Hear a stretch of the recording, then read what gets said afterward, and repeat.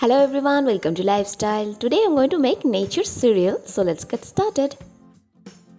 To make this, first you need a bowl. Now I'm going to add some chopped cucumber or kata hua kheera. Adding some chopped lychee.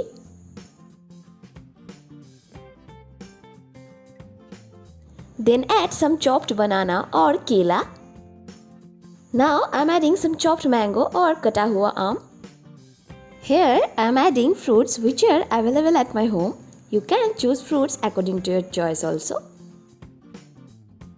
Now time to add coconut water or nariyal pani. If you are new to my channel, welcome. Please take a moment and subscribe to my channel below. I post new videos every week. Now mix all these fruits together. You can also follow me on my Instagram and Facebook page.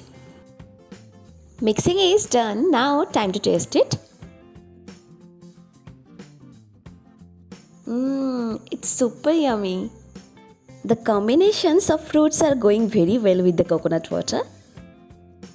Oh, it's amazingly tasty. In fact, this is a very healthy and tasty breakfast option. So, I'm going to finish the bowl right now.